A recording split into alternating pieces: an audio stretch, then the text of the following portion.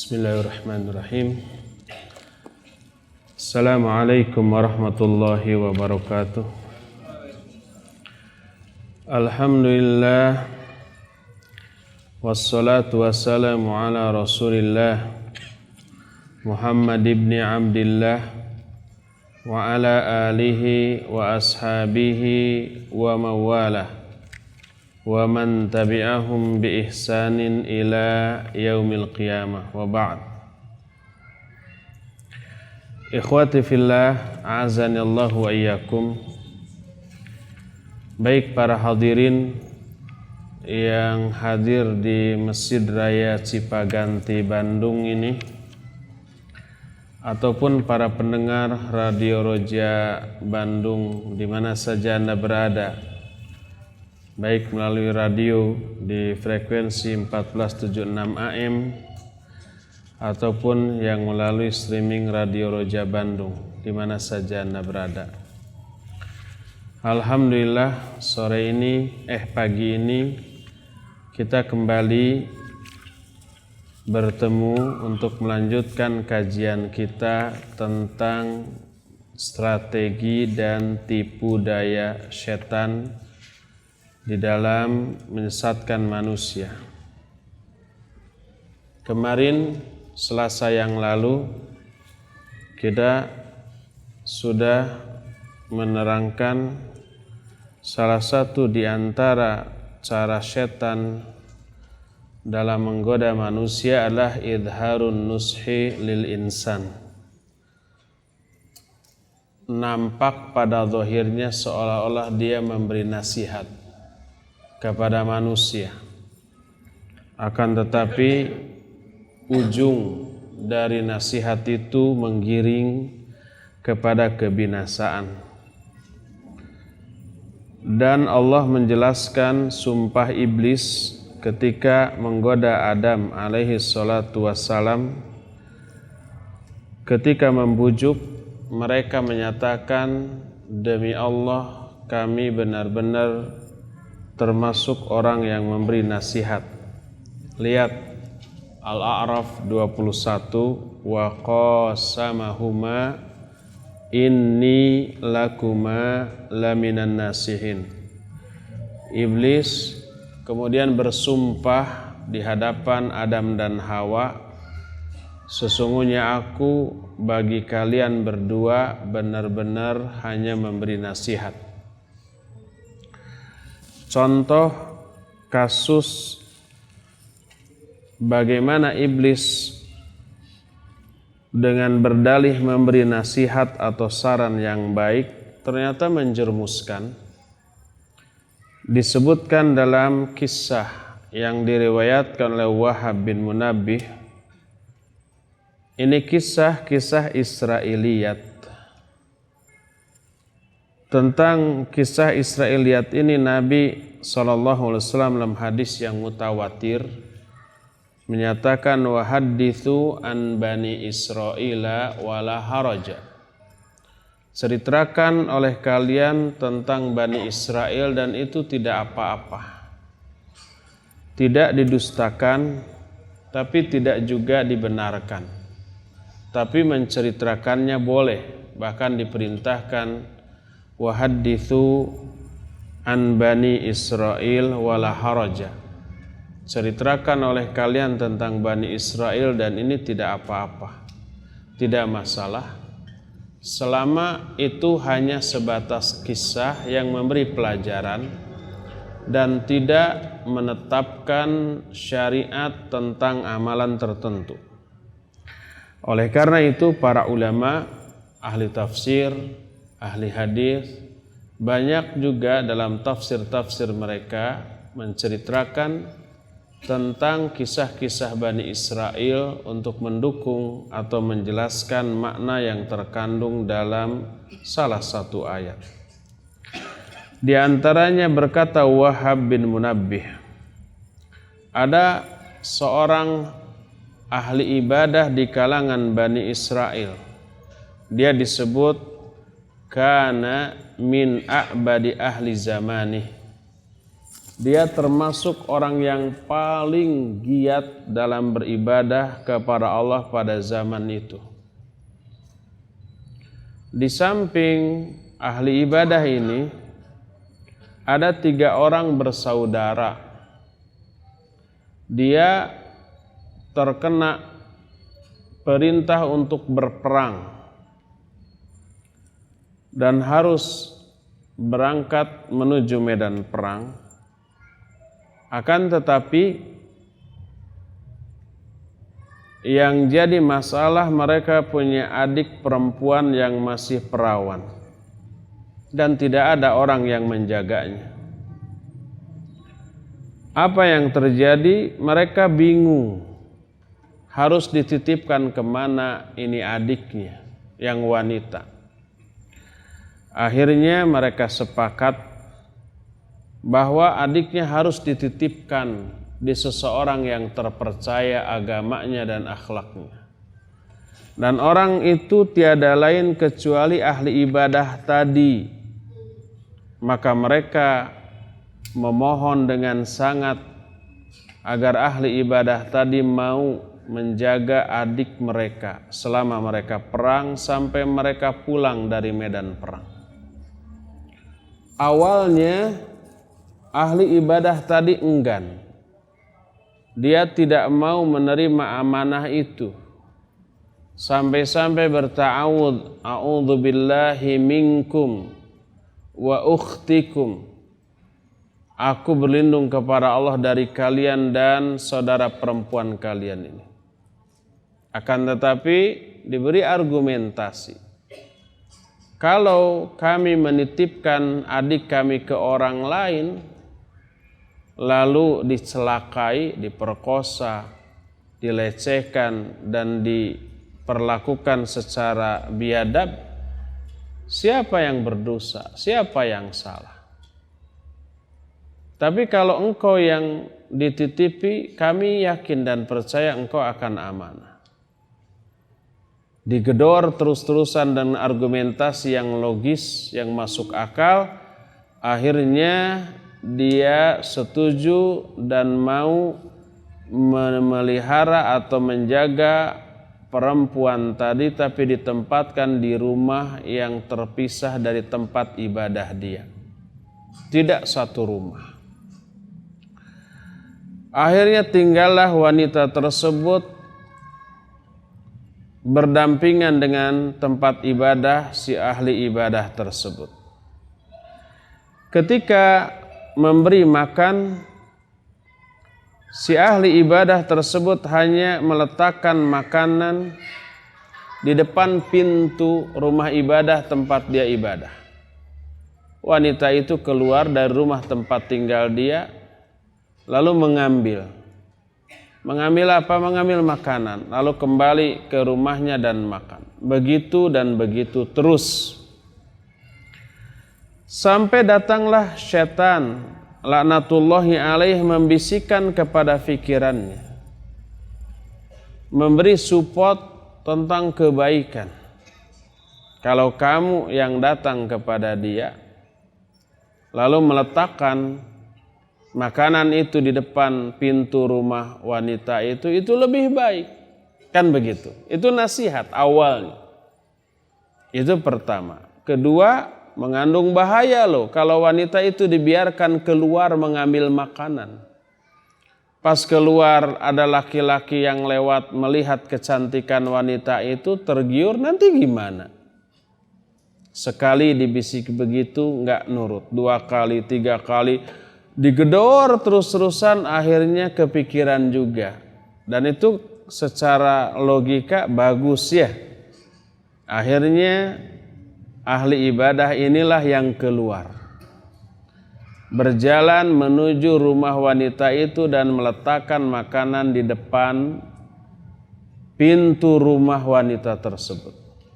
Kemudian dia pergi lagi masuk ke rumah ibadahnya. Begitu dan begitu terus. 1 langkah setan sudah menang. Kemudian datang lagi bisikan dari iblis laknatullahi alaih. Ibu-ibu di sebelah kiri saya ini yang ngobrol kedengaran loh ke sini. Ibu-ibu yang ngobrol, jangan ngobrol Bu ya. Kedengaran loh ke sini. Peperiheun barudakna ngararoblo. Cing kolot-kolot nama atau jarempe. Ibu-ibu masih kedengaran suara ibu-ibu tuh.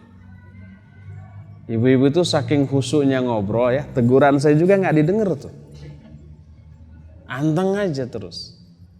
Jadi sejak saya ngomong sampai sekarang nggak didengar sama mereka. Biasa kalau mereka denger jep langsung ya. Yang ngobrol cuma 1-2. Ya, cuma yang nimbrung mungkin banyak.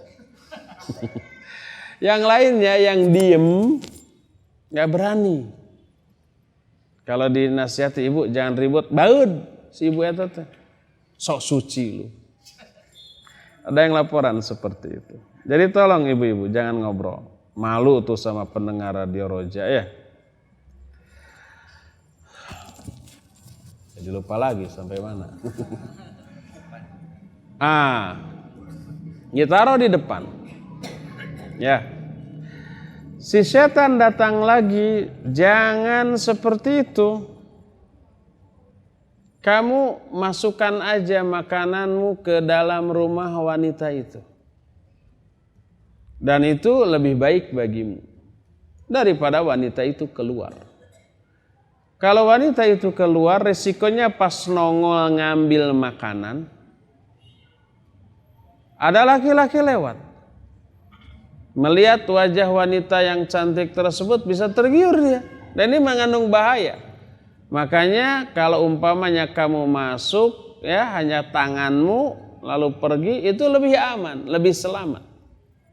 Sekali nggak digugu, 2 kali nggak ditiru, nggak diturut, terus lama-lama kepikiran juga iya. Akhirnya dia memasukkan makanan itu ke rumahnya sehingga wanita itu tidak harus keluar. 2 langkah setan berhasil. Setelah berlangsung berapa lama datang lagi iblis laknatullahi alaih membisikkan kefikiran orang tersebut. Dia bilang wanita itu kesepian, nggak ada kawan bicara, nggak ada kawan ngobrol. Kalau kamu masuk kemudian berbincang dulu nanya kabar, pasti dia seneng. Masa selama ini ngobrol sama tembok gitu ya? Sekali, 2 kali tidak digugu, tidak diturut. Lama-lama kepikiran juga. Iya, memberikan kesenangan kepada orang lain itu ibadah. Akhirnya dia masuk sambil memberikan makanan dan bertanya, "Kaif halak?" gitu ya. Kumaha damang?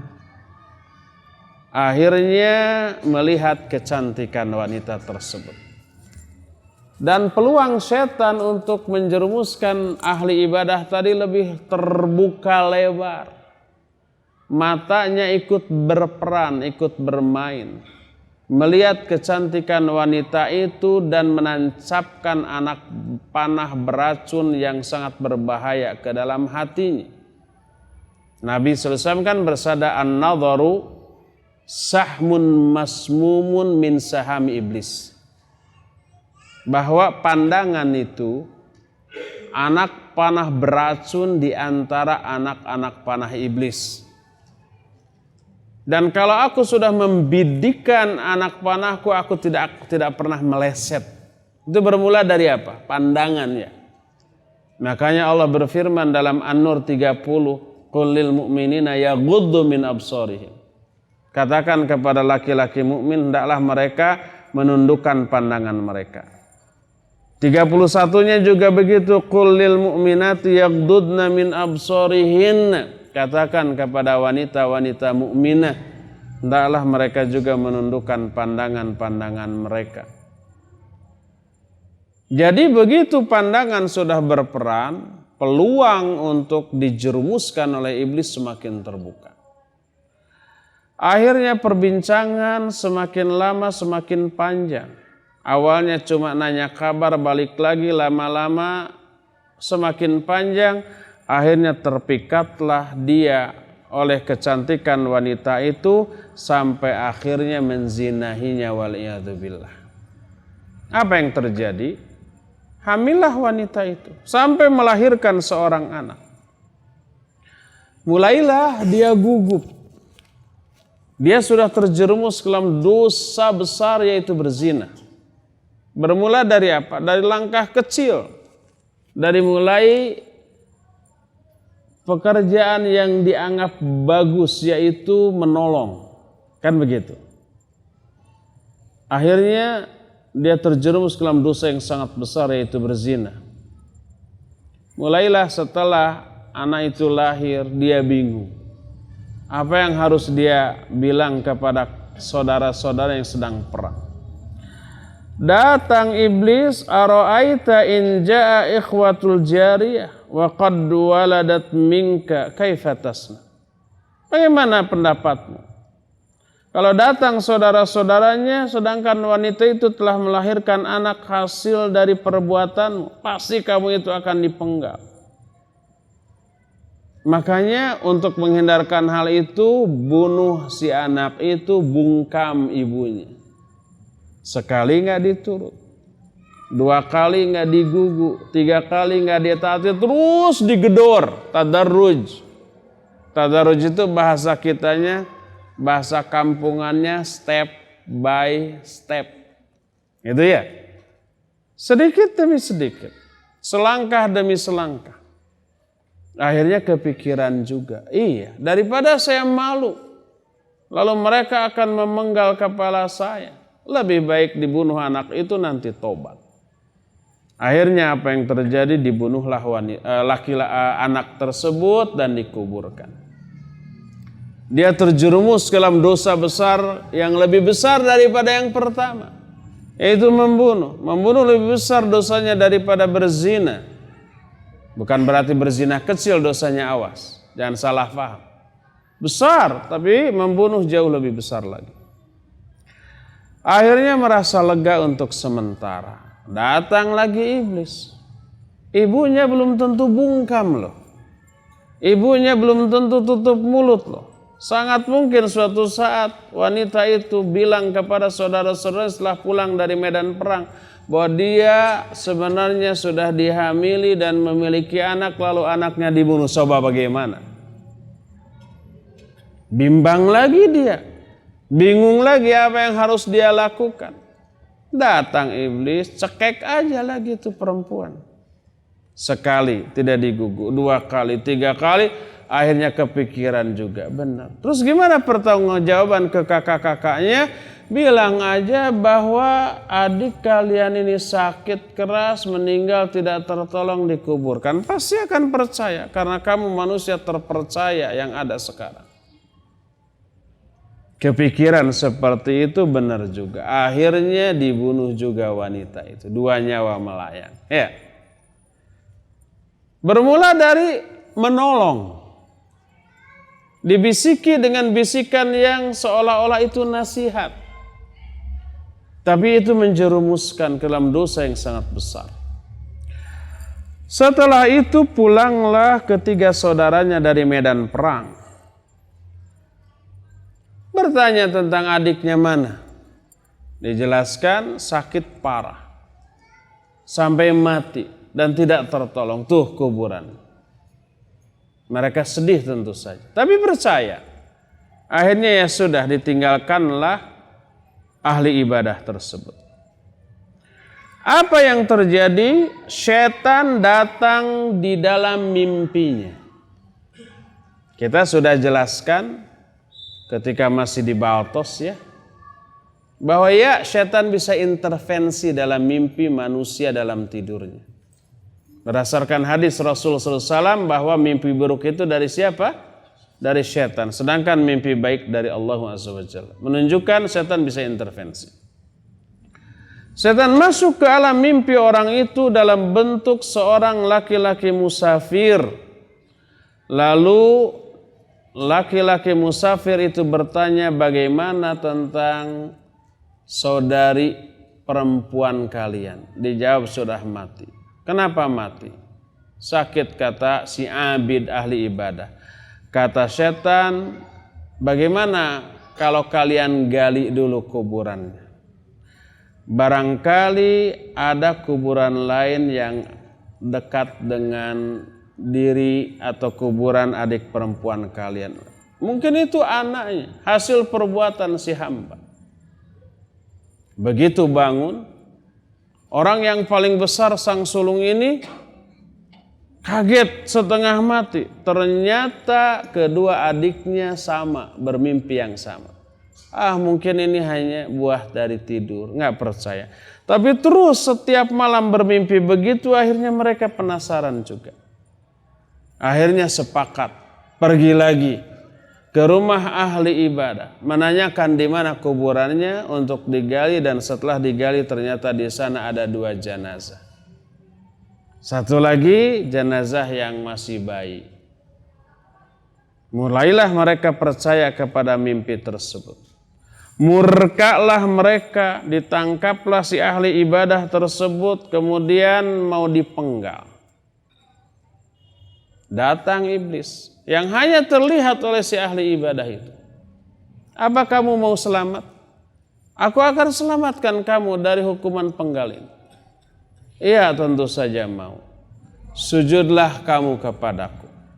Sekali enggak mau, 2 kali enggak mau. Kalau enggak kamu mati dalam keadaan hina dan dipermalukan. Akhirnya dia mau juga mengikuti saran setan untuk sujud dengan harapan akan bisa selamat dari hukuman itu. Begitu sujud, setan tertawa sambil mengatakan, inni bari'um minka inni akhafullaha rabbal alamin. Aku berlepas diri dari kamu, aku pun takut kepada Allah Rabbul Alamin. Lalu dilaksanakanlah hukuman penggal itu, dia mati dalam keadaan sujud kepada setan laknatullahi alaih. Kisah ini dikutip oleh para ulama ahli tafsir, di antara Imam Ibnu Katsir rahimahullahu taala ketika menerangkan Al-Quran surah Al-Hasyr ayat yang ke-16. Allah Azza wa Jalla berfirman dalam ayat itu, kamatsali syaitan idh qala lil insani kfur falamma kafara qala inni bari'um minka inni akhafullaha rabbal alamin fakana aqibatuhuma annahuma fin nari khalidaini fiha wa dzalika jazaa'ul zalimin. Kata Allah seperti setan ketika setan berkata kepada seorang manusia, kufurlah kamu. Manusia yang dimaksudlah ahli ibadah tadi. Ketika manusia itu kufur, setan berkata, aku berlepas diri dari kamu. Aku pun takut kepada Allah Rabbul Alamin. Maka akibatnya kedua-duanya, baik setan maupun manusia itu neraka dan kekal di dalamnya selama-lamanya. Dan itulah balasan bagi orang-orang yang zalim. Inilah kisah tentang ahli ibadah yang ternyata di akhir hayatnya mati dalam keadaan su'ul khatimah karena keberhasilan setan laknatullahi alaih dalam menggoda dia dengan cara bersumpah, memberi nasihat dengan nasihat yang baik, padahal sebenarnya menggiring orang itu kepada kebinasaan yang abadi. Waliyadzubillah. Semoga Allah Azza wa Jalla menyelamatkan kita semua dari godaan setan dan menyelamatkan kita semua dari kematian su'ul khatimah. Mematikan kita dalam keadaan husnul khatimah. Inilah yang disebut dengan an-nushu lil insan. Memberi nasihat kepada insan dan tadarruj atau bertahap sedikit demi sedikit di dalam menjerumuskan seorang manusia.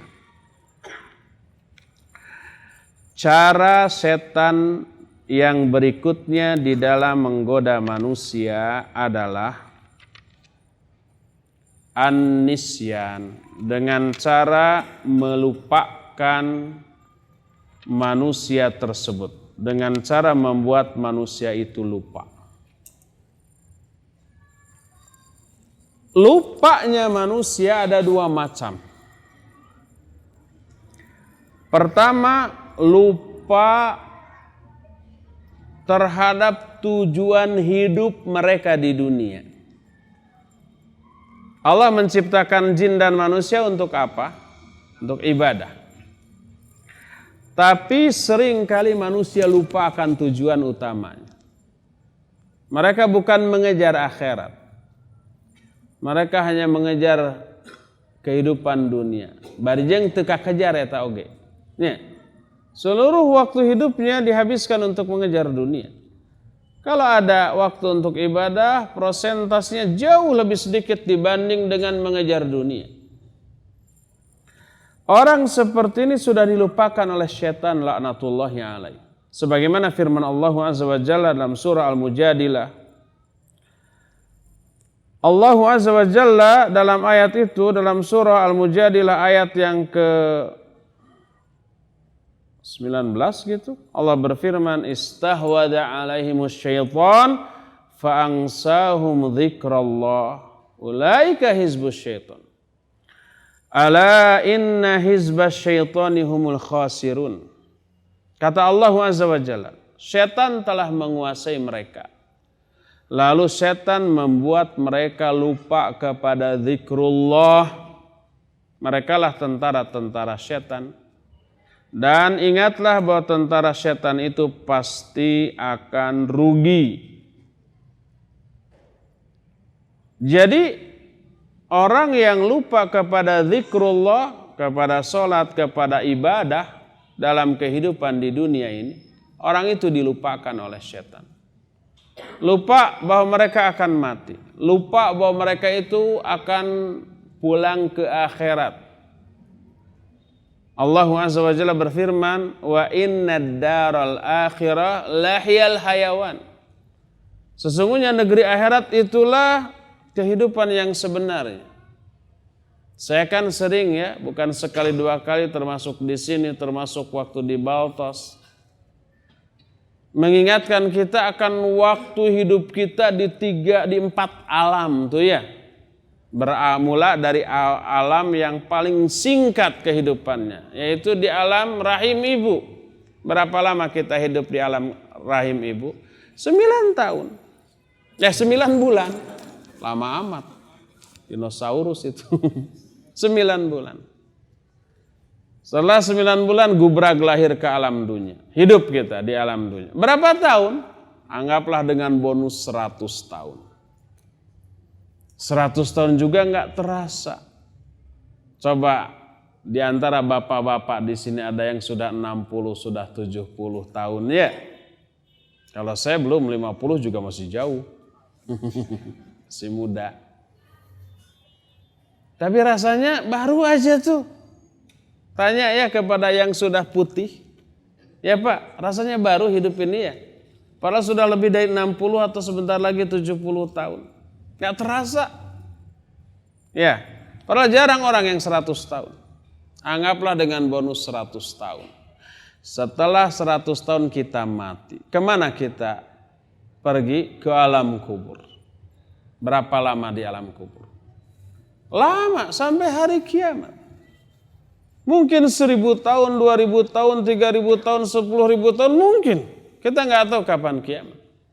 Yang jelas hidup kita di alam kubur jauh lebih lama dibanding hidup kita di alam dunia. Padahal kita nggak tahu apakah di alam kubur itu kita akan dapat nikmat kubur atau azab kubur. Tergantung amal kita yang singkat di dunia ini. Kalau kita selama hidup di alam dunia dipenuhi dengan ibadah, amal soleh, kebaikan, insya Allah di alam kubur kita akan peroleh nikmat kubur dan hidup yang sangat lama dengan memperoleh nikmat tanpa ada penderitaan. Lebih lama tuh di alam kubur. Tiba hari kiamat, jelegur ini alam jagat raya hancur. Mati lagi kita. Setelah itu kemana kita pergi? Ke alam akhirat. Berapa lama kita hidup di alam akhirat? Selamanya itulah kehidupan yang sebenarnya. Allah Azza wa Jalla berfirman, wa innad daral akhirata lahiyal hayawan. Sesungguhnya negeri akhirat itulah kehidupan yang sebenarnya. Terminal akhir kehidupan kita di negeri akhirat. Kemudahan kita tidak akan pernah berkurang. Ya, Kalau kita di alam akhirat waliyadzubillah kena azab, lamanya dan azabnya pedihnya luar biasa.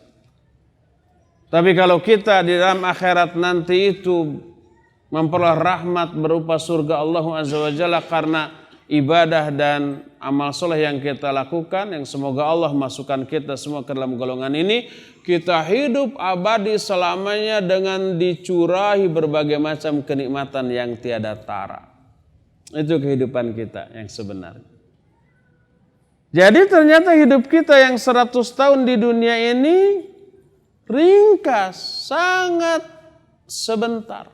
Seolah-olah hanya lewat di dunia 100 tahun, lewat di alam perut ibu 9 bulan, di dunia 100 tahun, di alam barzah ribuan tahun, mungkin puluhan ribu, ratusan ribu, jutaan tahun, mungkin. Kita nggak tahu sampai kiamat kapan. Nah nanti di akhirat itu selama-lamanya. Makanya singkat banget hidup ini. Makanya Nabi SAW bersabda, kun fid dunya ka'annaka gharibun aw abirus sabil. Jadilah kamu di dunia seolah-olah kamu ini orang asing atau orang yang hanya sekedar lewat. Betul, sekedar lewat sebentar gitu ya. Kehidupan yang sebenarnya di akhirat. Saya dari rumah ke sini hanya waktu 1 jam yang dibutuhkan, terus di sini sebentar. Paling 2 jam setelah itu pulang lagi, karena sebentar saya tidak memerlukan bekal yang banyak. Ya, cukup hanya sabengsineun satoleun gitu ya, pulang lagi. Tapi coba umpamanya kalau kita berangkat ke luar kota, ke Jakarta seminggu. Apa cuma bawa uang 50.000? Nggak cukup, kelaparan kita. Ongkosnya aja nggak cukup. Pasti lebih dari itu. Minimal 1 juta lah untuk seminggu. Itu pun diirit. Sebagaimana kalau kita ke Surabaya lebih jauh lagi dan lebih lama. Sebulan. Pasti bekal yang kita persiapkan lebih banyak lagi. Bagaimana kalau umpama kita haji 40 hari. Pasti bekal persiapan segala macam lebih banyak lagi. Lebih jauh kita pergi dan lebih lama kita pergi, perbekalan dan persiapan lebih banyak. Kita di dunia hanya lewat. Menuju alam kubur.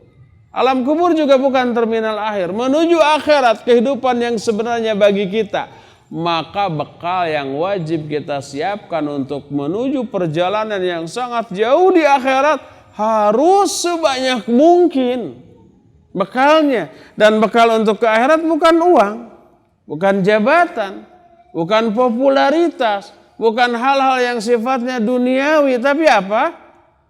Ibadah, amal soleh, kebaikan, pahala, ampunan, rahmat itu.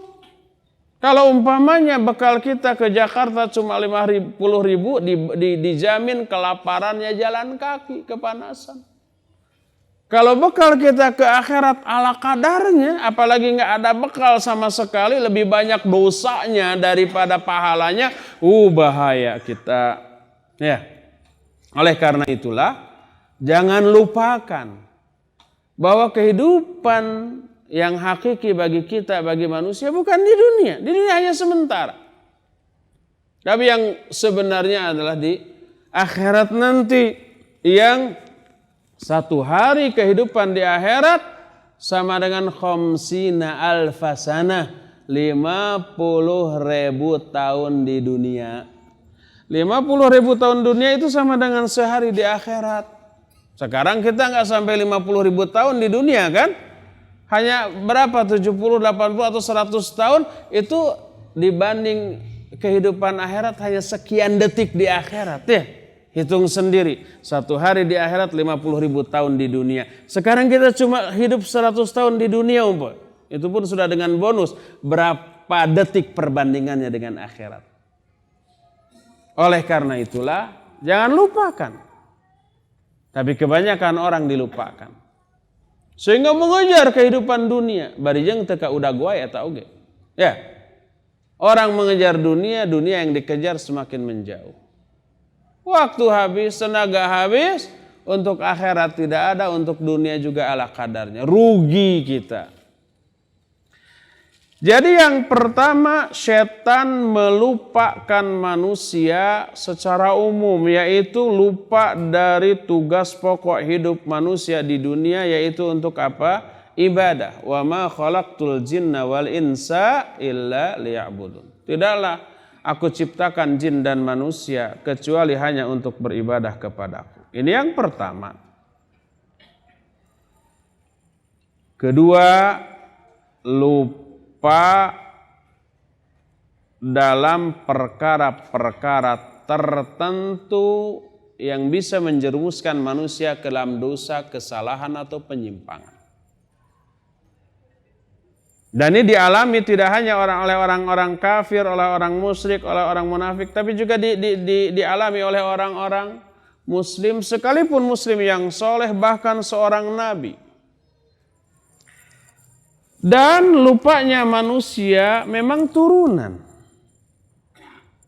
dari Adam alaihi salatu wassalam, sebagaimana sebuah hadis yang diriwayatkan oleh Imam At-Tirmidzi, juga Imam Al-Hakim. Kata Imam At-Tirmidzi, hadis ini hasan sahih. Al-Hakim menyatakan hadis ini sahih berdasarkan syarat sahih Muslim.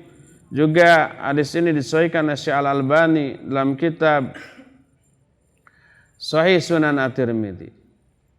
Nabi selesai menyatakan, nasya Adam fanasiyat dzurriyyatuhu. Adam lupa, maka lupa pula lah anak-anak turunan. Memang turunan, ada unsur apa? Ada faktor genetika yang terwariskan secara genetika penyakit lupa ini. Lupanya Adam, karena Adam meminta kepada Allah alaihi salatu wassalam untuk diperlihatkan umur dari umatnya. Dan Adam sudah diberi jatah 1000 tahun oleh Allah azza wa jalla. Lalu diperlihatkan, ternyata di antara umatnya yang menjadi nabi, yaitu Nabi Daud alaihi salatu wassalam, loh kok pendek ini Nabi Daud? Akhirnya Adam meminta kepada Allah agar 40 tahun dari usianya diberikan kepada Daud. Deal. Oke, setuju. Sehingga Adam yang semestinya berusia 1000 tahun dikurangi 40 jadi 940 tambah 20. Jadi 960 tahun. Daud yang tadinya 60 tahun jadi 100 tahun. Dan ini sahih hadisnya. Diriwayatkan Imam At-Tirmidzi dan Al-Hakim dalam kitab Al-Mustadrak. Nah, ketika sampai tiba masa ajal Adam 960 tahun, datang malakul maut untuk mengambil nyawanya. Adam menolak. Loh, bukankah jatah saya 1000 tahun? Sekarang baru 960 tahun. Itu Ahwat meni seru ngobrol. Ahwat, serunya ngobrol Ahwat kedengaran ke sini tuh ibu-ibu. Coba diingatkan yang ngobrol, mungkin nggak dengar peringatan saya. Di luar? Di luar. Suudzon si Ustaz. Afan ya ibu-ibu.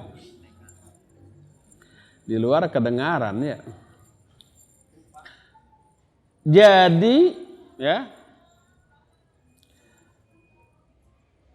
Adam lupa terhadap jatah usia 40 tahun diberikan kepada Daud. Maka kata Nabi SAW, fanasya Adam wa nasyat dzurriyyatuhu. Lupalah Adam, maka lupa pula lah anak-anak turunannya. Ini contoh kelupaan Adam alaihissalatu wassalam. Allah azza wa jalla menerangkan beberapa jenis atau kasus lupa di dalam Al-Quranul Karim sebagai akibat dari godaan syaitan laknatullahi alaih. Pertama, dalam surah Yusuf ayat 42 atau 43, kecil dan saya nggak bawa kacamata. Allah menceritakan tentang kisah Yusuf yang di penjara. Ada dua kawannya kan. Dua kawan ini bermimpi. Satu bermimpi bahwa di kepalanya ada bubuk roti lalu dipatuki oleh burung. Satu lagi bermimpi dia memerah anggur lalu anggur itu dia persembahkan kepada raja. Dan kedua-duanya tidak tahu apa takwil arti dari mimpi itu. Datanglah kepada Yusuf. Kata Yusuf, oh kamu kepada orang yang memerah anggur, kamu sebentar lagi akan dibebaskan dan kamu akan diminta menjadi pelayan raja. Kepada yang satu lagi, kamu besok akan dihukum mati. Benar kejadian. Yang satu yang bermimpi kepalanya dipatuki oleh burung itu betul dihukum mati. Yang satu lagi betul dibebaskan dan menjadi pelayan raja. Ketika orang itu dibebaskan, Nabi Yusuf alaihissalatu wassalam berpesan, nanti tolong bilang ya kepada raja bahwa aku nih Yusuf ada di sini nih. Sebab raja nggak tahu bahwa Yusuf itu di penjara karena konspirasi dari siapa? Dari para akhwat. Kalau ngaji akhwat itu suka ngobrol, juga suka berkonspirasi dan konspirasi dahsyat. Inna kaidakunna azimun, kata Al-Quran. Sesungguhnya tipu daya kalian hai para wanita dahsyat. Makanya Yusuf di penjara. Tolong beritahukan kepada raja bahwa aku Yusuf ada di sini.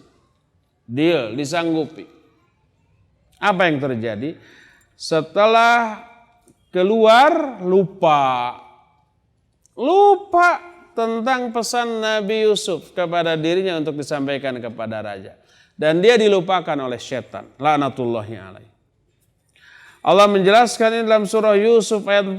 Wa qala lilladzi dhanna annahu najin minhuma udhkurni inda rabbik fa ansahu syaitanu dzikra rabbih falabitha fis sijni bid'a sinin.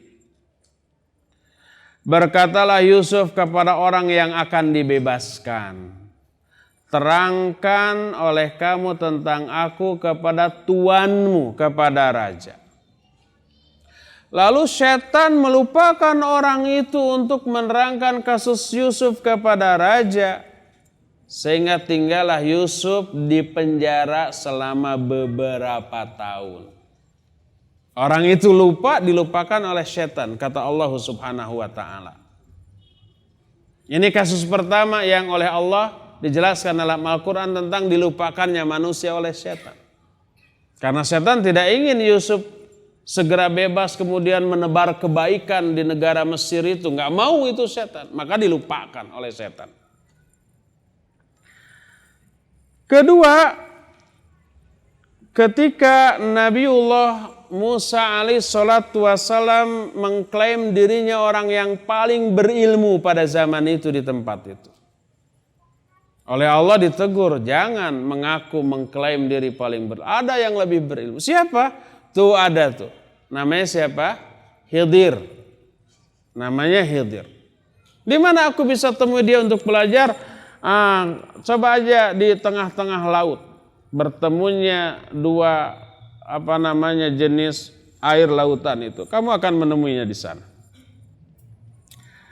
Akhirnya pergilah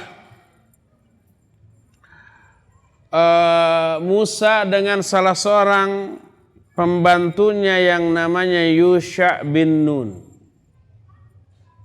Menumpang perahu. Lalu kata Nabi Musa saat itu mengantuk dengan kantuk yang tak terkira. Nih, kamu ikuti saja ikan, dipandu oleh ikan. Dipandu.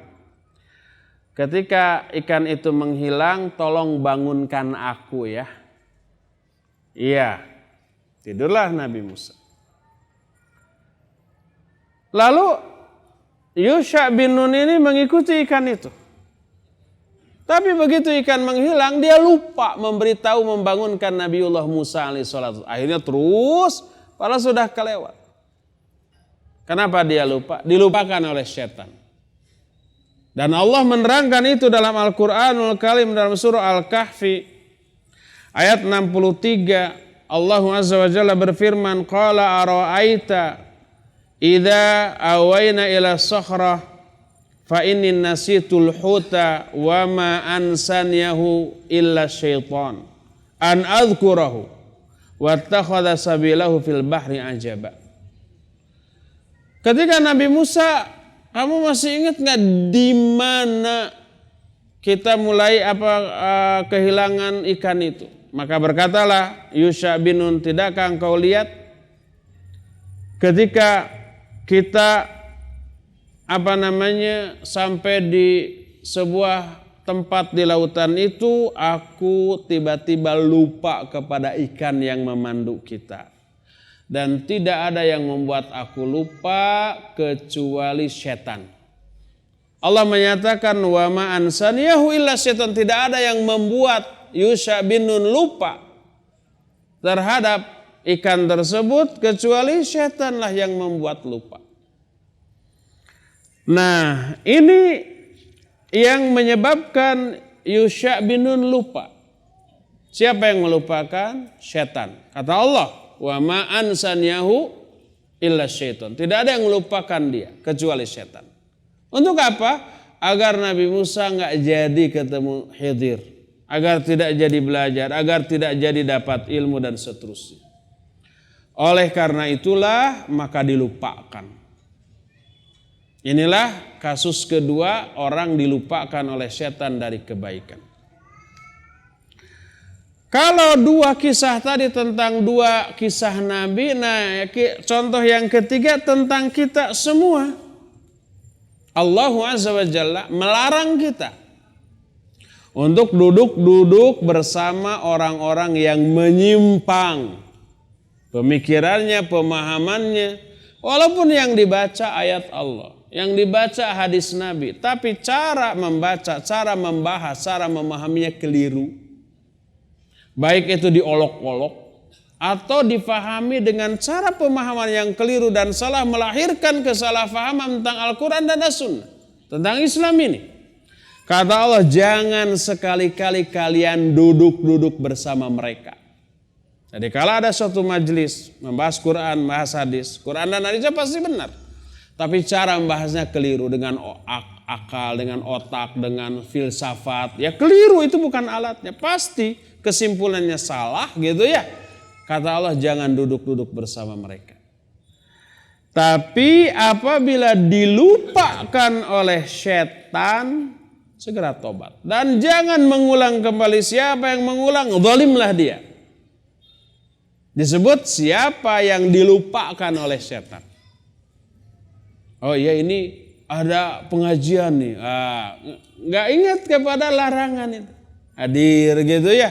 Yang dibahas apa? Ayat. Yang dibahas hadis. Ayat benar nggak? Pasti benar. Hadis benar nggak? Benar. Tapi cara membahasnya bukan dengan cara yang merujuk kepada para ulama, kepada para ahlinya, kepada pemahaman as-salafus soleh, tapi dibahas dengan otaknya, dengan akalnya. Lupa terhadap hal itu, nggak boleh tuh duduk-duduk di sana. Maka zalim orang itu. Allah berfirman dalam Al-Quran dalam surah Al-An'am ayat ke-68. Allah berfirman, wa idza ra'aital ladzina yakhuduna fi ayatina fa'arid anhum hatta yakhudu fi haditsin ghairih wa imma yunsiyannaka syaitan fala taq'ud ba'da dzikri ma'al qaumil zalimin. Kata Allah, apabila engkau melihat orang-orang membicarakan ayat-ayat kami, membicarakan dengan cara salah, yang dibahas Quran, yang dibahas hadis, tapi caranya salah, keliru. Tanpa ilmu dia bahas Quran dengan kebodohan. Fa'arid anhum. Berpalinglah kamu dari mereka. Jangan duduk-duduk hatta yakhudu fi haditsin ghairi, sampai mereka mengalihkan pembicaraan kepada masalah lain. Wa imma yunsiyannaka syaitanu ba'da wa imma yunsiyannaka syaitanu fala taq'ud ba'da dzikra. Apabila setan melupakan kamu, lupa, tidak berpaling, ikut duduk, ikut mendengarkan, itu dilupakan berarti oleh setan. Setan sengaja melupakan larangan ini. Atau ingat tapi dihembuskan argumentasi yang seolah-olah benar. Kebenaran kan bisa datang dari siapa saja, kan gitu ya? Walaupun dari setan, gitu ya? Kalau itu benar, ambil. Kan ada hadisnya, hadis Abu Hurairah yang jaga apa? Jaga Baitul Mal, datang setan gitu kan? Setelah 3 kali ditangkap dia menyatakan, bila kamu digoda setan bacalah ayat kursi. Kata Nabi, dia ini sebenarnya pendusta, tapi dalam hal ini dia berkata benar. Tahu nggak kamu, dialah setan. Walaupun dari setan, kalau itu kebenaran, ambil, apalagi dari orang. Makanya boleh dong kita duduk. Nah kan gitu di apa? Dibisikan argumentasi. Benar enggak? Enggak benar. Di mana letak enggak benarnya? Di mana letak salahnya? Letak salahnya adalah kita tidak tahu apakah yang dia omongkan ini benar apa salah. Yang dibahas ayat, yang dibahas hadis, wah benar. Dengan kebodohan kita, kesalahan orang itu kita benarkan. Karena kebodohan kita, kelemahan kita, kesalahan pun dianggap benar. Akhirnya apa? Akhirnya dia menganggap benar terhadap sesuatu yang secara syar'i salah. Lalu dibela mati-matian. Kan gitu. Ketika ada orang yang mengingatkan, enggak boleh. Oh kamu fanatik banget kepada gurumu. Kan begitu ya? Berantem. Dia bela kesalahan itu. Itulah akibatnya. Adapun kita tahu bahwa omongan setan dalam hadis Abu Hurairah tadi benar. Kenapa kita tahu bahwa itu benar? Karena ada legitimasi dari Nabi sallallahu alaihi wasallam. Kata beliau, sebenarnya dia berpendusta, tapi dalam hal ini dia berkata benar. Ada legitimasi. Kalau nggak ada legitimasi, kita nggak akan membenarkan omongan setan itu. Jadi yang benarnya itu karena ada legitimasi dari Nabi sallallahu alaihi wasallam.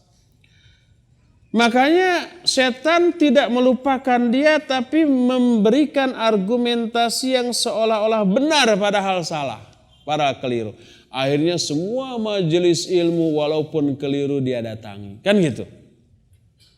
Ini menunjukkan wa imma yunsiyannaka syaitan fala taq'ud ba'da dzikra ma'al qaumil dhalimin. Kalau setan melupakan kamu, maka jangan lagi duduk-duduk setelah peringatan ini dengan orang-orang zalim tadi. Dalam ayat lain, kalau kamu tetap duduk, maka kamu seperti mereka.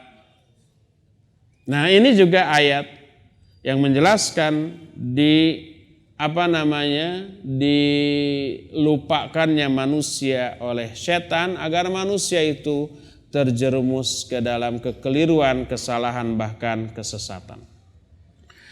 Lihat lagi Al-Quran surah An-Nisa ayat yang ke-140. Ya, 140.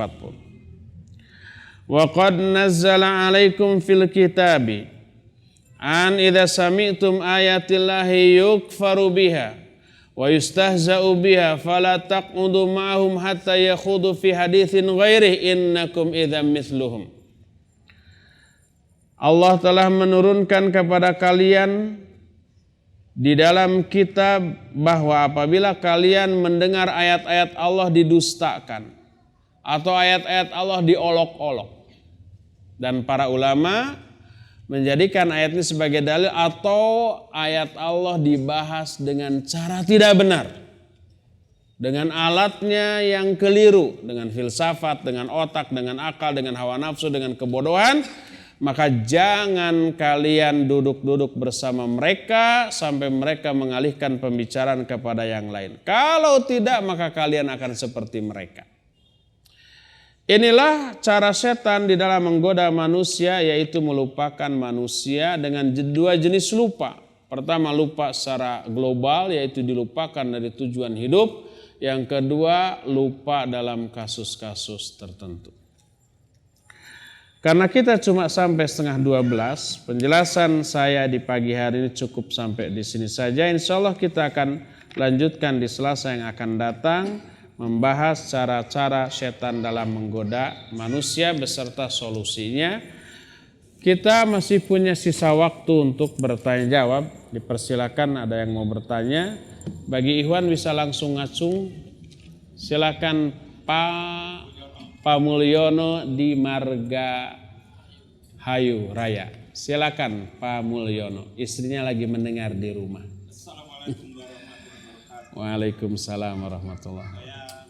Saya akan tentang mengenai banyaknya setan yang merupakan kita yang masih manusia. Apakah kita punya kiat-kiat bagaimana untuk kita menjauh dari setan? Sekian. Assalamualaikum warahmatullahi wabarakatuh. Waalaikumsalam warahmatullahi. Pak Mulyono bertanya, bagaimana kiatnya agar kita tidak terjerumus ke dalam godaan setan termasuk tidak dilupakan gitu ya. Pertanyaan yang bagus. Dan pertanyaan ini akan terjawab dalam membahas bagaimana cara menghindari godaan setan. Nanti akan terbahas kira-kira setahun lagi. Karena masih banyak ya. Secara ringkas begini, karena godaan setan setiap detik gitu ya. Secara ringkas ada beberapa cara. Pertama adalah dengan cara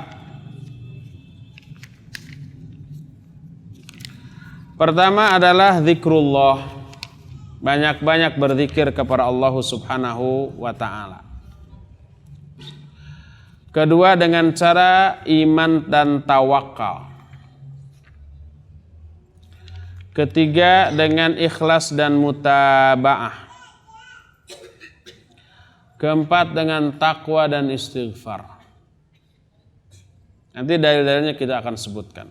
Kenapa ini dibahas secara khusus. Kelima dengan cara banyak-banyak membaca Al-Quran. Keenam dengan cara beristi'adzah. Apa isti'adzah? Ta'awudz. A'udzubillahi minasyaitonirrajim.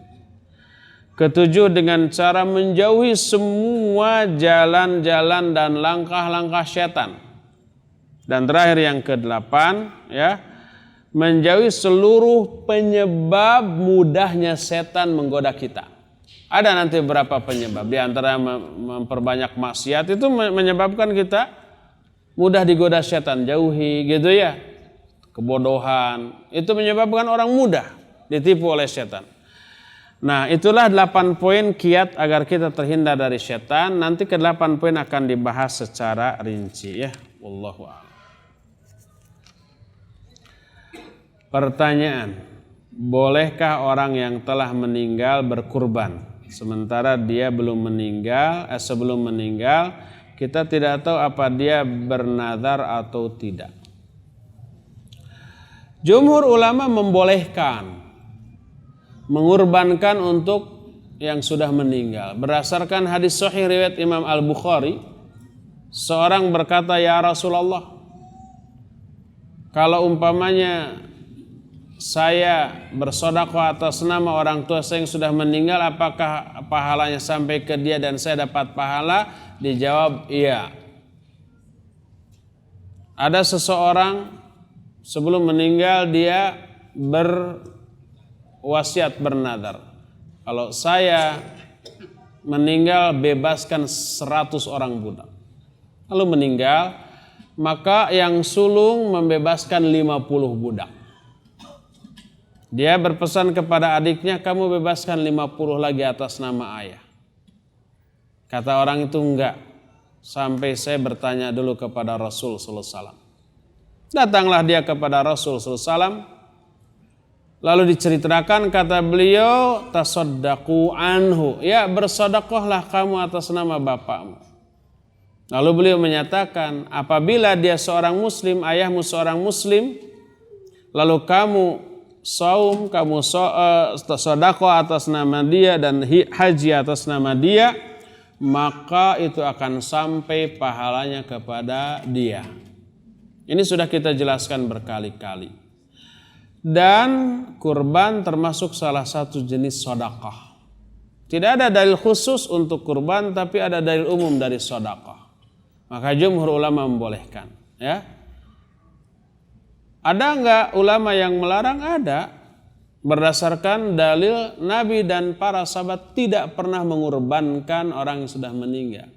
Pernah enggak Nabi SAW berkorban untuk istrinya yang sudah wafat? Siapa?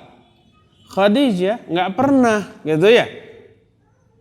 Pernah enggak beliau berkorban untuk orang yang dicintainya yang sudah meninggal seperti putri-putrinya? Semua putri Nabi SAW meninggal selama hidup Nabi kecuali Fatimah. Kalau Fatimah 6 bulan setelah Nabi wafat baru beliau wafat. Tapi putrinya yang lain meninggal ketika Nabi masih hidup. Tapi Nabi SAW tidak pernah berkorban atas nama mereka. Berdasarkan hal ini bahwa berkorban atas nama orang yang meninggal bukanlah contoh dari Nabi dan para sahabat. Ini pendapat yang kedua. Walhasil ini masalah yang diikhtilafkan oleh para ulama. Tapi secara pribadi saya cenderung boleh berdasarkan yang tadi disebutkan ya. Wallahu a'lam.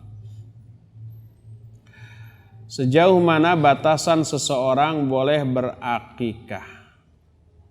Di mana ada hadis itu pada hari ke-7, ada juga hari ke-21, bahkan ada juga riwayat Rasul SAW berakikah setelah diangkat menjadi nabi. Manakah yang paling rajih? Yang paling rajih yang hari ke-7. Berdasarkan hadis sahih riwayat Imam Muslim, Nabi sallallahu alaihi wasallam menyatakan kullu gulamin rahinatun bi aqiqatihi. Tudbahu lisabihi wa yusamma fi wa yuhlaqu ra'suh. Setiap bayi yang lahir masih tergadai dengan akikahnya. Akikah itu disembelih pada hari ke-7, diberi nama dan dicukuri rambutnya. Itu yang sahih. Adapun yang ke-20, ke-14 dan ke-21 hadisnya dhaif. Bahkan yang Nabi SAW mengakikahkan dirinya setelah beliau diangkat menjadi Nabi, sebagian ulama ada sebuah kutaib kecil dengan judul Ahkamul Akikah. Dibahas hadis itu la aslalahu. Walaupun sebagian ulama ada yang menghasankan. Oleh karena itu akikah merupakan ibadah yang waktunya sudah ditentukan. Wallahu a'lam. Assalamualaikum warahmatullahi wabarakatuh. Waalaikumsalam warahmatullahi wabarakatuh. Apakah bisa seimbang antara mencari kehidupan dunia dengan akhirat dan bagaimana cara menyeimbangkan? Ia bisa seimbang dan menyeimbangkannya sesuai dengan kadar dari nilai dua kehidupan tadi. Apakah 50-50 seimbang? Coba aja lihat. Mana yang lebih berharga? Akhirat apa dunia? Jelas akhirat. Pertama, hidup di dunia hanya sementara, di akhirat mah selamanya. Mana yang lebih berharga? Akhirat. Kedua, Nabi SAW pernah membandingkan dunia akhirat. Celupkan jarimu ke lautan, angkat lagi. Satu tetes air yang menetes dari jarimu itulah dunia, sedangkan air lautan itulah akhirat. Berapa persentasenya? Apakah 1 berbanding 99? Enggak. Mungkin 0,0000 gitu ya. 0,00001 gitu. Nolnya ada berapa puluh tuh. Nabi SAW suatu saat dengan para sahabat di tengah jalan menemukan ada bangkai anak kambing yang putus daun telinganya. Daun telinga putus itu menyebabkan anak kambing itu menjadi tak berharga ketika hidup. Apalagi sudah jadi bangkai. Kata Nabi SAW, siapa di antara kalian yang mau membeli bangkai anak kambing ini dengan harga 1-2 dirham? Kata para sahabat, tidak ada ya Rasulullah. Kandai dia hidup, dia tidak berharga. Apalagi dia mati. Demi Allah tidak ada seorang pun yang mau membeli. Kata Nabi SAW, ada nggak di antara kalian yang mau menerima ini tanpa imbalan? Tidak mau. Cuma nambah kerjaan harus apa? Nguburin gak bisa dimakan ya. Kata Nabi SAW, demi Allah dunia lebih hina dalam pandangan Allah dibandingkan bangkai kambing ini menurut kalian. Kita lihat nilai dunia dengan akhirat. Lebih bernilai mana? Akhirat. Apakah seimbang 50-50? Enggak, kalau 50-50 enggak seimbang untuk dunia akhirat ya. Oleh karena itulah dahulukan akhirat dan jadikan dunia sebagai wasilah untuk membahagiakan kita di akhirat. Wabtaghu fima ataqallahu daral akhirah wa la tansa nasibaka minad dunya. Ayat ini sering disalahpahami. Cari oleh kalian karunia yang Allah berikan kepada kalian untuk kebahagiaan kalian di akhirat, tapi jangan lupakan bagian kalian di dunia. Kata mereka ini seimbang, harus 50-50. Salah. Coba lihat penjelasan para ulama. Kata Imam Al-Qurtubi dalam kitab At-Tadhkirah ketika menjelaskan ayat ini, qala ulamauna, berkata para ulama kami. Kata Imam Al-Qurtubi, ulama kami maksudnya guru-guru Imam Al-Qurtubi ketika beliau belajar kepada mereka. Wala tansa nasibaka minad dunya, jangan kamu lupakan bagianmu dari dunia, maksudnya jangan lupakan kain kafan untuk kematian kamu nanti. Bukan jangan lupakan dunia itu cari harta sebanyak-banyaknya, bukan. Sekarang kan yang terjadi cari dunia lupakan akhirat, kan begitu seolah-olah. Jadi tidak seimbang. Kalau mau seimbang dahulukan akhirat. Prioritaskan akhirat. Dunia hanya sekedarnya untuk menyebabkan kita tetap bisa ibadah di dunia untuk kebahagiaan akhirat. Bukan sebaliknya, beramal akhirat untuk kepentingan dunia. Keliru. Mengamalkan amalan dunia untuk kepentingan akhirat, itu yang harus kita lakukan, ya. Peribahasa dalam bahasa Arab menyatakan ad-dunya mazra'atul akhirah. Dunia ini ladangnya akhirat. Di sini kita menanam, di mana kita panennya? Di akhirat. Itu peribahasa dan bukan hadis. Wallahu a'lam.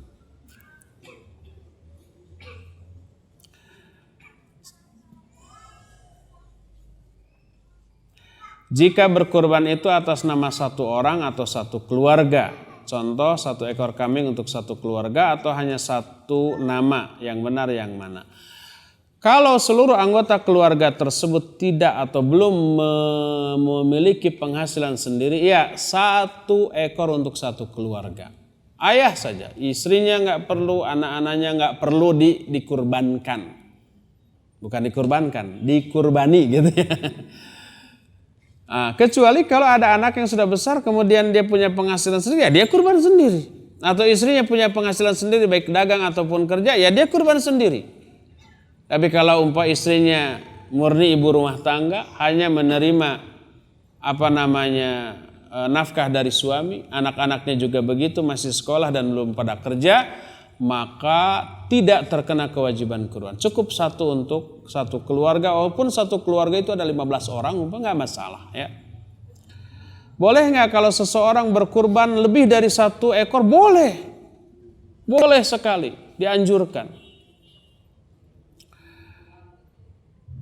Jika bertempat tinggal di Bandung lalu berkorban di Solo atau Jogja, boleh apa tidak? Intinya berkurban prioritaskan untuk fuqara dan masakin di tempat kita hidup. Kata orang Sunda mah tong nyolok mata buncelik. Ya. Apa artinya? Nyolok mata buncelik itu nyolok mata yang lagi melotot.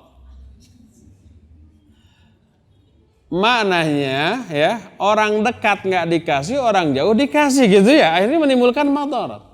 Menimbulkan kecemburuan sosial. Ini orang nggak beradab, kita yang fakir miskin butuh daging nggak dikasih, kok ke yang jauhkan, kan gitu. Awas, kalau ada apa-apa kita nggak akan bantu dia. Karena akhirnya begitu. Oleh karena itu lebih utama setiap orang berkurban di daerahnya sendiri. Kecuali kalau di daerahnya sendiri sudah melimpah, sudah kebagian dengan kadar yang cukup, sementara di daerah lain ada yang sangat membutuhkan, yang kekurangan, boleh kita lempar ke tempat lain.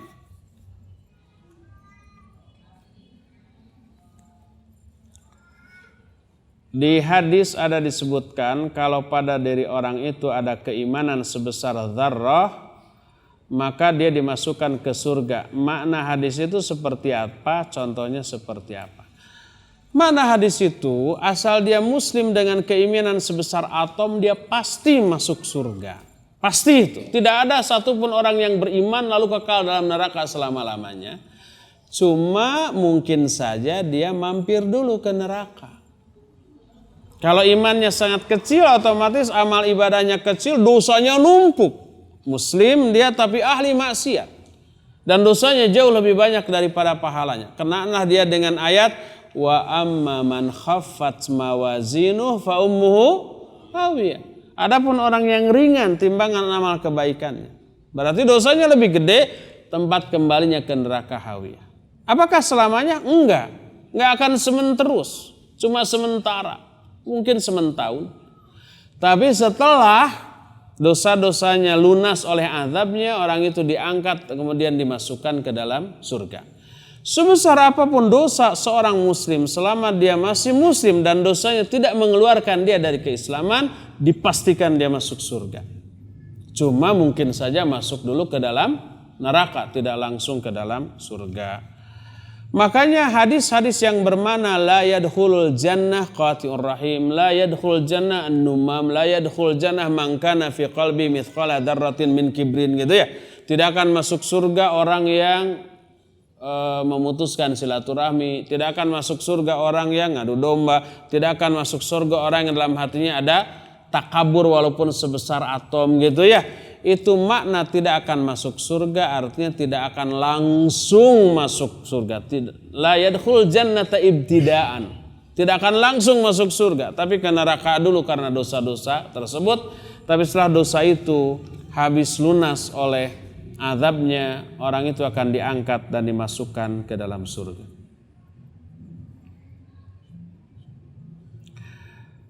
Ana pernah mimpi. Apakah itu tanda-tanda benar atau salah untuk ke depan? Ya tergantung mimpinya gimana. Bisa dari Allah ya, bisa dari setan juga iya. Kalau mimpi buruk itu dari setan, mimpi baik itu dari Allah Azza wa Jalla. Coba perhatikan bagaimana mimpi itu, menyenangkan atau menyesakkan. Kalau menyesakkan itu dari setan, kalau menyenangkan itu dari Allah.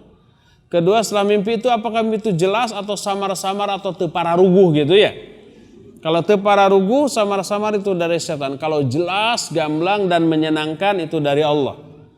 Ketiga, jam berapa kira-kira mimpinya? Ya, kalau kira-kira jam 10, jam 11 dikejar-kejar orang gila, itu dari setan. Tapi kalau umpamanya menjelang jam 2, setengah 3, ya sangat mungkin itu dari Allah dan isinya baik, bagus umpamanya dan menyenangkan kita. Sangat mungkin. Lalu bagaimana takwilnya? Wallahu alam. Jangan bertanya takwil mimpi kepada saya juga tidak tahu. Terakhir. Ada yang niup mic, silakan mau nanya langsung dari Ahwat gitu? Enggak ada. Assalamualaikum warahmatullahi wabarakatuh. Waalaikumsalam warahmatullahi wabarakatuh. Bagaimana nasib orang yang muflis? Muflis itu bangkrut ya di alam kuburnya. Karena sewaktu di dunianya ia melakukan banyak kebaikan. Apakah ia mengalami nikmat kubur dahulu atas amal solehnya? Bukankah dia muflis atau bangkrut itu pada fase hisab? Ya, tadi sudah dikatakan muflis itu bangkrut. Yang dimaksud bangkrut bukan dari segi ekonomi atau bisnis, tapi pahalanya habis dan dosanya numpuk. Itu orang-orang yang dolim, yang tukang gibah, para gosiper gitu ya. Kemudian tukang fitnah, tukang mendolimi orang, tukang menyakiti, tukang memukuli orang tanpa alasan yang benar gitu ya. Termasuk tukang tuti harja, tukang tipu haram jadah. Itu juga kezalimannya berakibat pahalanya diambil dari dia dan diberikan kepada orang yang dizalimi, sementara dosa orang yang dizalimi diberikan kepada orang yang mendolimi, sehingga pahala habis, dosa numpuk. Itu muflis, bangkrut. Apa yang bangkrut? Pahala. Kenapa disebut bangkrut? Sebab pahala adalah modal untuk bahagia di akhirat, sedangkan dosa penyebab diazab di akhirat. Maka pahala habis, dosa numpuk. Itu muflis, itu bangkrut. Ya. Bagaimana orang yang bangkrut tersebut di alam kuburnya? Iya, perhitungan azab dan nikmat sudah Allah berikan sejak di alam kubur, bukan hanya di akhirat. Tidak benar bahwa muflis atau bangkrut itu ada di fase hisab di akhirat, enggak. Tapi sejak di apa? Sejak di alam kubur. Sehingga kita banyak menemukan hadis-hadis ya yang menerangkan azab kubur bagi kezaliman tertentu. Ada umpamanya orang yang duduk, di sampingnya ada orang berdiri sambil memegang besi yang tajam, kemudian orang itu menusukkan besi itu ke rahang orang yang duduk, tembus sampai ke tengkuknya. Kemudian dia berpindah ke sebelah kiri, tusuk lagi sampai ke tengkuknya. Pindah lagi ke sebelah kanan, cabut lagi, maka utuh lagi. Tusuk lagi, pindah lagi ke kiri, tusuk lagi, begitu dan begitu seterusnya. Kata Nabi, siapa itu hai Jibril? Dijawab, itulah para pendusta. Dia akan mengalami itu sampai hari kiamat. Berarti itu di alam kubur. Ada lagi orang yang zalim yang lainnya berupa orang itu memiliki kuku-kuku yang panjang dari logam dan tajam. Lalu dia mencakar-cakar wajahnya sendiri dan dadanya sampai berlumuran darah. Pemandangan yang mengerikan. Ditanya, siapa itu hai Jibril? Itulah orang-orang yang suka mendolimi orang lain. Dia akan mengalami itu sampai hari kiamat. Berarti di alam kubur. Kalau hari kiamat, sampai hari kiamat. Berarti sebelum kiamat, di alam kubur. Jadi sudah diperhitungkan itu. Azabnya sudah diberikan. Makanya Rasul SAW dalam salah satu hadis yang diterima dari Uthman bin Affan radhiyallahu an, al-qabru awwalu manazilil akhirah, faman naja minhu fama ba'dahu aisaru lahu, wa man lam yanji minhu fama ba'dahu asyaddu minhu. Bahwa alam kubur itu fase awal menuju akhirat. Siapa yang selamat dari azab kubur, maka kehidupan setelahnya akan lebih mudah baginya. Dan siapa yang tidak selamat dari azab kubur, maka kehidupan setelahnya akan lebih berat, lebih mengerikan lagi bagi dirinya. Oleh karena itulah azab kubur sudah dialami sebelum sampai ke alam akhirat, dan itu sangat bergantung dari amal perbuatan. Sebelum itu terjadi dan teralami, seluruh dosa dan kesalahan kita tobati selama hidup di alam dunia. Dengan tobat yang sebenar-benarnya, seluruhnya terhapus insya Allah. Dan selain dihapus, Allah akan berikan pahala atas tobat kita. Allah akan bahagia dengan tobat kita, melebihi kebahagiaan orang yang kehilangan perbekalan lalu ketemu lagi. Sebagaimana dalam hadis tentang masalah itu yang sering kita dengar ya. Ya, sudah 11:30, cukup sampai di sini saja, waktunya sudah habis. Insya Allah kita akan berjumpa kembali di hari Selasa yang akan datang. Subhanakallahum bihamdik asyhadu an la ilaha illa anta astaghfiruka wa atubu ilaik. Walhamdulillahirabbil alamin. Wassalamualaikum warahmatullahi wabarakatuh.